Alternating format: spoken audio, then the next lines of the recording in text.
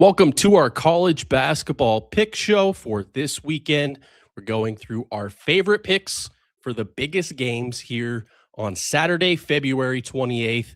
It's almost March, Jason, which means these matchups are really heating up. We have some conference regular season title races in the mix here this weekend, some other big matchups to go through. So let's just run right through it. We have 5 picks lined up, and we are not even starting on Saturday. We're going off script a little bit here and going with a big Friday matchup of top 10 opponents. We have Michigan at Illinois here, and I'm actually going to take the Michigan Wolverines by a 1.5 point favorite on the road at Illinois. I know Michigan burned me last time. I took them against Duke. They did not get the job done, but I think all the reasons I laid out last week still hold here. Michigan is still 9-0 in true road games this season. Illinois is coming off that West Coast road trip. I know they had some time between, but they lost an overtime game to UCLA. And I just think Michigan's the better team. I know that you really like Illinois. You're still thinking Illinois is one of those teams that can kind of sneak into maybe a Final Four run or maybe a higher seed. So maybe you don't agree with me with this. But I like Michigan here. I'm only getting a bucket. Yeah. I'm going to take the Wolverines. Yeah, I don't know. I mean, Michigan's I still think they're probably the best team despite what happened in that Duke game. And I think those teams are very close, obviously. I think they're the 2 national title contenders up top. I do think Illinois is in that next 5. Like if I were to circle 5 teams that come bracket time, if the health holds up, I would have Illinois, especially as a team, if I'm picking somebody that maybe the public doesn't flock to if they're not on the one line. Illinois would be in that mix. I think at full strength, they do have the size to compete with Michigan. These teams both have a lot of front court power. It's going to be a wild game. The Illinois crowd's going to be fired up. Marez Johnson, who was there last year as a freshman, transferred in conference to Michigan.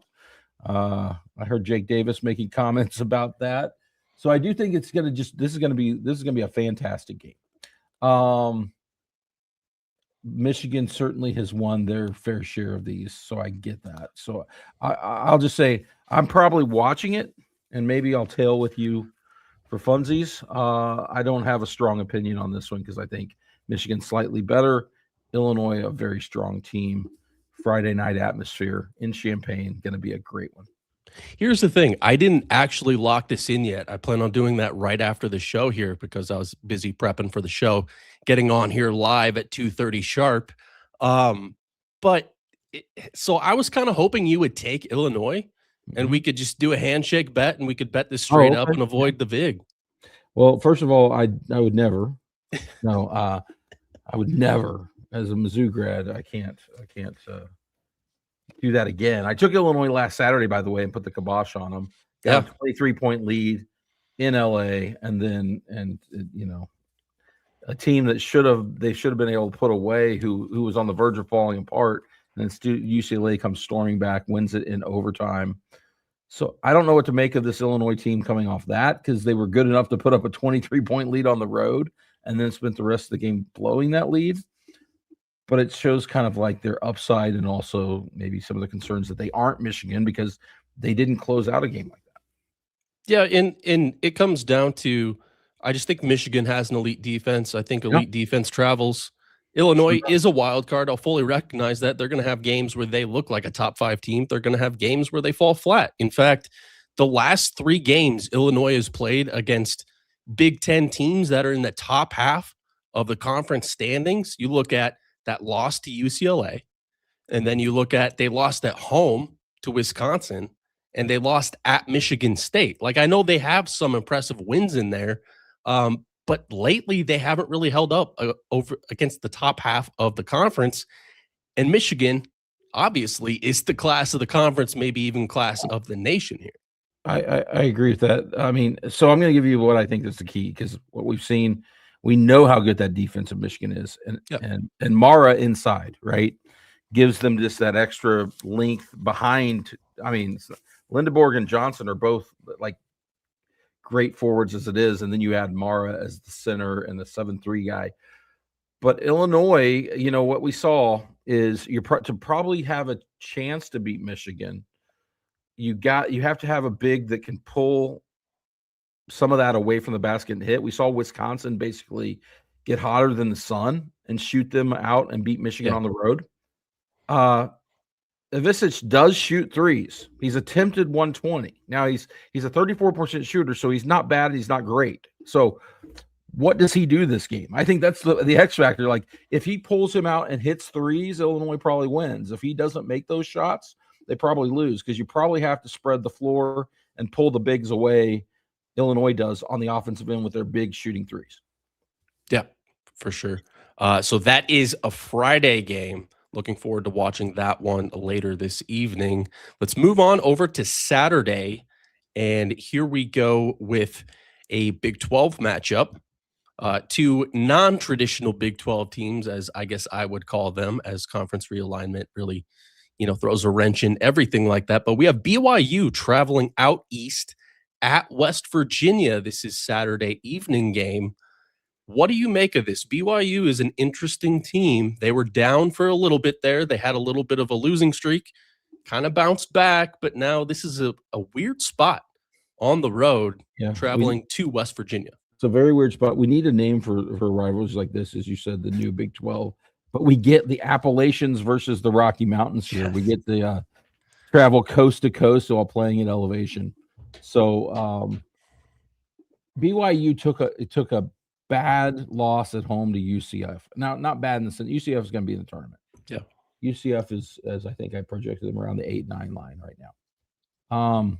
But just one of those gut punch losses. They lost by double digits at home. They lost Richie Saunders. I think it was 3 games ago. It was that you see BYU lay that egg and then have to travel cross country. I'm going to go with BYU though, because this is a low number. It's at one than adequately pricing in the current BYU risk with their roster, because this number would be much higher for the full. This West Virginia team is okay, inconsistent, but probably not NCAA caliber. They'd be on the outside. I would have expected a fully healthy BYU with no concerns like a month ago to be favored by 5 or 6 in this game, honestly. So I'm going to go with BYU coming off that, because UCF went 14 of 24 from 3. They were hot, and so BYU kind of got shut out. If you look at the game box scores, BYU still won turnovers rate, did not turn it over high. They got forced more turnovers than they committed on as a percentage. They were the better rebounding team by percentage. They had more offensive rebounds than UCF did. So the fundamentals don't point to like it was they got shot out of the gym. And so I like that to be a motivating factor to still have AJ DeBonsa. I'm willing to lay a 1.5 with AJ DeBonsa on the road in this bounce back spot. So that's kind of my position. I think BYU is still the better team. And I'm willing to go for a bounce back, just the way the UCF game played out. Yeah, that's a good way to put it. So you got BYU there on the short spread on the road there. So now let's travel to the SEC, where I said it last week. I kind of like this Tennessee team, and they came through for us last week on the road at Vanderbilt. Then the Vols lost to your Missouri Tigers in the middle of the week. I think we get a bounce back out of them here. I like this team. I like the way they defend. They're going to be at home against an Alabama team that I think they can match up with. I think they can slow them down, defend the 3-point line, and get the job done here. And the Vols beat Alabama about a month ago on the road. And Alabama is 1-6 against the spread against ranked opponents this year. I've told you before, I like this Tennessee team trending up, and I think this is another spot where we can take them and cash in. Yeah, so this Alabama team has been they're probably a big wild card, and we've seen so many iterations of this team this year. And the current one recently, I mean, they just destroyed Mississippi State. My goodness, the amount of points they put up in the first half. they are. So I think Alabama's trending upwards overall. But what they have struggled with, and as you mentioned, they lost to Tennessee. Teams that can really pound them inside. They still lack depth inside. And so we've seen them lose at home to Tennessee. We saw Florida handle them. The games they won early against teams, they did beat Illinois, but that was pre-Thanksgiving. That was before injuries had really racked this team. So I think they got handled at home to Arizona, another team with a big front line, and they can get physical. And so I do think from a matchup perspective, I like Tennessee here. I think this number is moved because of that. Because I feel like just based on Alabama's played, it's pretty hard to say, oh, I don't want to lay 4.5 with them, right? Or I don't want to take the points.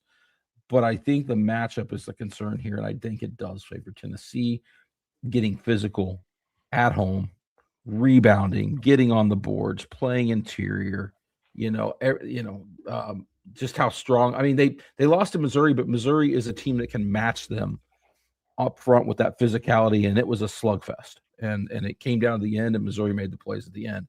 So I think this is a game Tennessee. It's a style makes fight game where I think Tennessee does have the advantage. Yeah, and especially at home. I mean, that's obviously a huge reason why the line is 4.5, and it's also a huge reason why I do like Tennessee to establish that and get going. Before we move on, we've outlined our 3 of our favorite picks for the weekend here. I want to bring to your attention a special offer that we have over here at Pool Genius. It is with Novig, prediction sports app. And if you sign up for Novig, you can see the states available there, available in more than 35 states. Sign up with promo code POOL. You will get a 100% deposit match up to $25. So a good way to just try it out. Like I've said before, I use it as one of my primary apps to pick college basketball games because I don't have FanDuel and DraftKings in the state of Minnesota where I live. Jason does have FanDuel and DraftKings in the state that he lives in, Missouri, but he still uses Novig to shop around and sometimes get better odds there. In fact, yesterday we had Michigan State plus 7.5. I looked at FanDuel, DraftKings, just to compare the odds. I got plus 105 on that over at Novig, and it was minus 110 at DraftKings. So, like, if you do that throughout the course of a season, it really adds up. So it's definitely worth having. Whether you use it as your go-to to make these college basketball picks or you're just line shopping, like I said, I think it's great to try it out. And you can get $25 free, up to $25 free with the promo code POOL. So moving on to our next game, we have a Big East matchup. We have St. John's, which is still very much in the hunt to clinch the Big East regular season title. At home, 7.5-point favorite against Villanova. This is a Saturday evening game. What's your take on this one, Jason? Man, that St. John's UConn game is honestly one of the more shocking games. Like, not that you have to throw it away. You have to. And that's kind of where I sit. Is I feel like not only do you have to throw it away, but you have to imagine Rick Pitino was as fired up and like pissed off, and practice was as horrible as you could imagine. Wait, Rick Pitino doesn't get mad, doesn't he? He seems like a pretty relaxed, low-key guy. Yeah, I'm sure he's fine in his old age. Like here, I'm just gonna look there. Like if you watch that game, but I'm gonna like say I'm looking at the stats from that game. Like the effective field goal percentage for those out there, combines 2 and 3 pointers for St. John's in that game was 24.1%. 24%. This is like a high school game on a bad shooting team type of performance. They were 6 of 36 from 2-point range in that game. We know they went the last 17 minutes plus without a field goal. I think it was 24 straight missed field goal attempts in that game. Like if you go pull up like their stats from every game and look at their shooting performance every game, this one is such an outlier. It's like they aren't a great offensive team. That's not St. John's.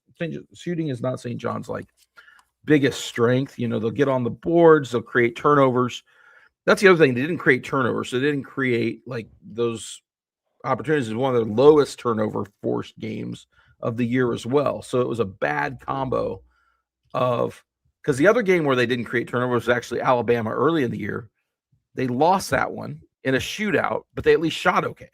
This game combined both elements of things that like probably drive Rick Pitino crazy, which is they had no chaos and turnovers created, no easy baskets, and then they shot horribly, and their offense was terrible. So I'm just playing on the bounce back here. I'm playing on that this game was such an outlier that it wasn't just like a trending down. They've been bad on offense for so many games in a row. This game was literally the game. It's the NFL game. It's the on to Cincinnati game. This is the on to Villanova. If Bill Belichick was in the press conference room, he'd be like, "We're on to Villanova." He would have been that pissed, right? And that's kind of where we're at. It was like losing 30-something to nothing on the road, getting shut out, and not even getting on the opponent's side of the field. It was that bad. And so I think they come out in this one and they cover the spread. I'll take them over Villanova team. I think St. John's will be ready at home. Yeah, and so I mentioned it, and I put the graphic up there. St. John's -7.5. I don't know if that was a mistake or the line moved, but good news, it's -5.5. What I just saw. Okay. I just looked that up live on Double Check the Lines, DraftKings, and FanDuel. It is widely available under the two possessions there. So I'm assuming you like that even more so now. That's probably the number I like. Yeah, I would say like 7 to 7.5 is actually like the number I would have it like straight up. I just like it for motivational factors. If you can get it like below 6, I love it. I love St. John's. I just can't imagine if they lay another egg, there's bigger concerns there. But just the extreme nature of how embarrassing that was. I just can't. They're going to be so fired up. Like, they're not going to have a game where they have under 10% turnovers forced. They've only done it twice previously to this game in this year. Then they're certainly not going to have a game where they're anywhere close to 24% effective field goal percentage. They've still been over 50% most games. I mean, the last time they had a game semi as embarrassing as this, I don't know that they had any that were truly as embarrassing as this one. There's no comparison. But the last time they didn't force turnovers, they didn't force that many turnovers against Butler in Big East play. That was their third lowest. This, of course, being number 2 behind the Alabama game.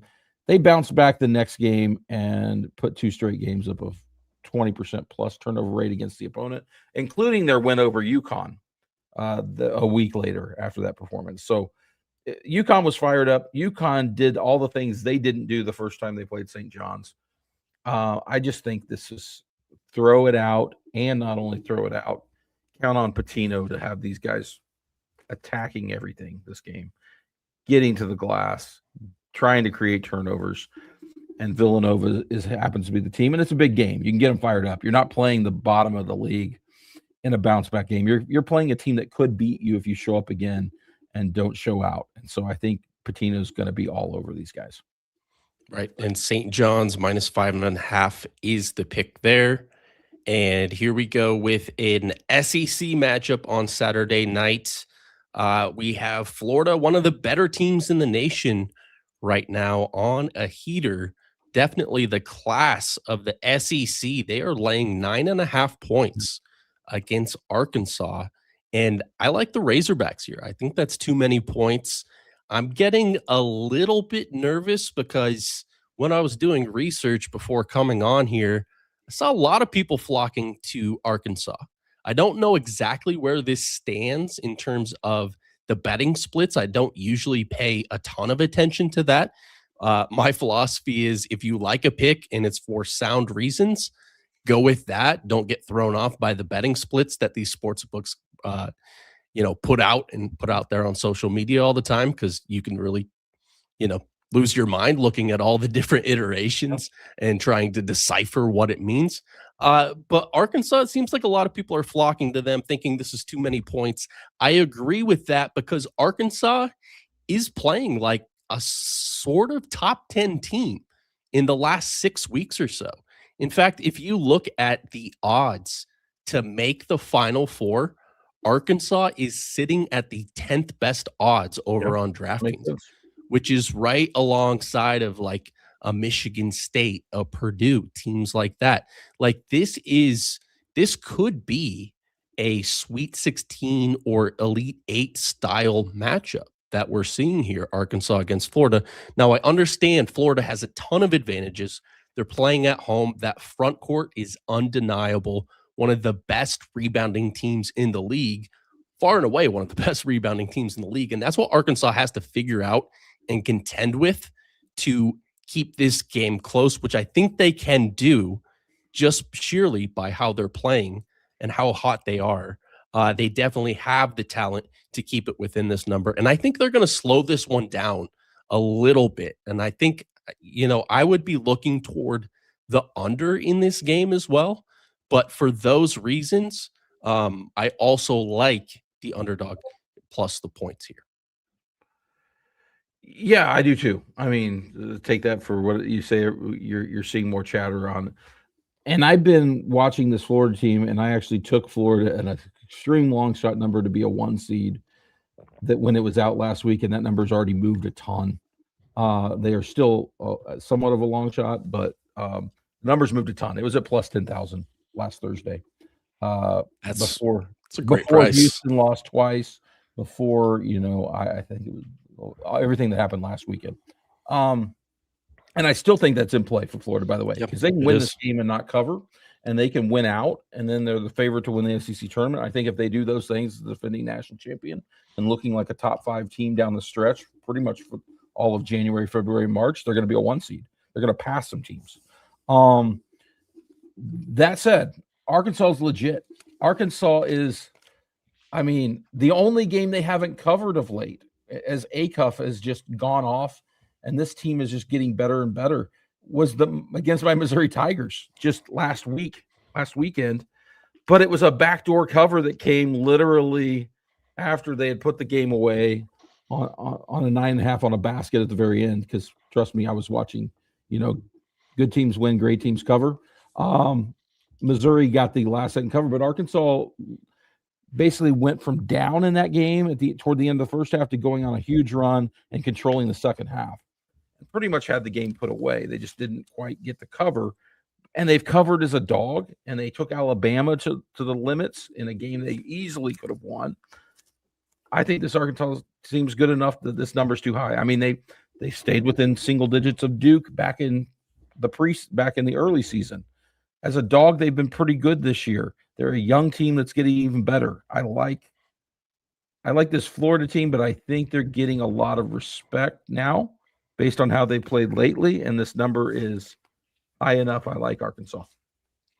Yeah, and so those are the 5 picks that we like for this Friday and Saturday slate on this weekend. I know there were a couple more picks you were looking at, Jason. Let's see, you had Gonzaga was one that you kind of like. The Bulldogs on the road there at St. Mary's. If you really want something in action, this game will take you into March. This game is going to be the Gonzaga St. Mary's finale for the regular season in the WCC. Will be, I think, the late ESPN game. So if you're on the East Coast in the Central Time Zone, it will get into March 1st before that game ends. I like Gonzaga slightly because the number was under 2. The Zags have dealt with a lot of injury issues. Braden Huff's still out. But, I still think they're the better team. I think I would lay it if I wanted something in action. I'm just not sure about official recommendation there, but I do like the Zags slightly in that one. And then others I had kind of looked at. I'll give you some. Here we go. Duke, what do we make of Duke? I'm not going to make a pick, but I'm just going to say that number's at 10.5. The number's high enough where I'm not crazy about laying it. But man, this Duke team, and Virginia's been really good, but this Duke team is now looking again almost like last year's team emerging late in the year and laying it on people. I looked for about 5 seconds at Virginia plus 9.5. And then I said, nah, I'm going to look elsewhere for that. Because Duke can just blow the lid off of that. Yeah, that's kind of my view is, it wouldn't surprise me if Virginia kept it close enough to cover this, but this number is highly variable. The other one I was looking at was the big Mountain West game, New Mexico, San Diego State. Kind of like New Mexico at home, but San Diego State's coming off a big win at Utah State. New Mexico lost a key game at Nevada's, lost 2 in a row, gets to return back home. This is a big one for the bubble. This is just one to watch. It's another one out west later on Saturday. Not sure I'll make it an official pick when we list the Discord picks. I got to think about it, but that one's sitting at 2.5 now, and that's a big game in the Mountain West. Yeah, speaking of Discord, I'm glad you brought that up. All of our picks are free over there at Discord. There's going to be more than just these 5 that we laid out. Jason goes through, especially the big Saturday, Sunday slates, goes through, does an analysis for the early games, the late games, what have you, and then we go on throughout the week. Like I mentioned before, we put Michigan State plus 7.5 in there last night. Got that one done. And they actually won. Also mention conference tournaments. Conferences end for some of these conferences this week. I think the Sun Belt's tonight, maybe, or tomorrow. The Sun Belt, by the way, like a 7-way tie possible. And that's the craziest bracket. That's the one that goes like 7 rounds and only 2 teams get buys toward the end. So a lot in action tonight for the Sun Belt. But anyway, a lot of those early conferences end this weekend. We'll have our first round of conference tournament previews, and I'm planning a video next Tuesday where we talk about that. And I will be handicapping and kind of running my sims on those early conference tournaments to look for futures picks as well coming off this weekend. And those will be in Discord, right? You'll be putting notes into Discord, and we will do a video on that. And then some will be paywalled. I mean, we're going to save some of the analysis for our subscribers, but we will have a video where we talk about some of the futures picks next week on those early tournaments. So and if you're into Arch Madness, if you're into what happens in the Big South, if you are crazy about the Sun Belt bracket, that is the craziest thing you've ever seen, I'll probably have some analysis on those. As if you needed more reasons to get into our Discord. If that wasn't enough, we are running a conference tournament contest. Oh, yeah. We are running it for, and if you saw me messing with the graphics while Jason was talking there, I apologize, but I was trying to bring up this graphic of the contest that we are running. But just go head over to our Discord. It's free to enter. You just go in there and you pick the winners for the first 17 of 31 conference tournaments that will be happening over the next 2 weeks. We're just running for this first week of the conference tournaments coming up. The deadline to enter that is March 2nd. And the prizes are, you get our free bracket picks, our bracket picks tool and optimizer for March Madness to give you an advantage there. So I will put the link to the Discord where you can join that contest and look up all of our picks and Jason's conference tournament previews here in the comment section of our YouTube chat. So anything else, Jason, anything to look at as we go through this weekend, bracket-wise, matchup-wise, betting-wise? No, just a lot in action. So much in action this weekend. I think like I said, we'll know these conference tournaments for the first week of action here by Sunday night, and we will find out a lot of these bubble teams that really need a win this week. I mean, Auburn, I think, really needs a win. Indiana, after what happened to them, so many teams that you can see. And then we're going to be watching Miami, Ohio tonight. Undefeated, 28-0 on the line yet again on a Friday night. So they're your other ranked matchup is Miami of Ohio ranked playing tonight in addition to that Michigan versus Illinois game. Yeah, and if you enjoyed this video, please consider subscribing and liking this. Really helps us out, really lets us know that you enjoy this. Plus, we're going to have a ton of March Madness content coming up. We plan on going live right after Selection Sunday, live breakdown of the brackets and running through our patented bracket tool and how everything shakes out there, looking at seed lines, looking at sleeper picks, upset picks, everything like that. We get the data from pool hosting sites that shows the popularity of who people are picking, and we can kind of look at where to go contrarian based on that data. So all that good stuff coming up, plus all of Jason's bracketology videos leading up to Selection Sunday. He just put one out last night with Nick Bateman, special guest there. That was a banger of a video, I must say. I really enjoyed I'm glad you going at it. I enjoyed Nick. It was fun, and I spent the evening watching his TikTok videos. And now you're on TikTok. All this time, we've been putting it out on TikTok. Your face has been on TikTok, but now he's the one that finally got you out there, huh? That's right. That's right. All right. So good luck with your picks this weekend.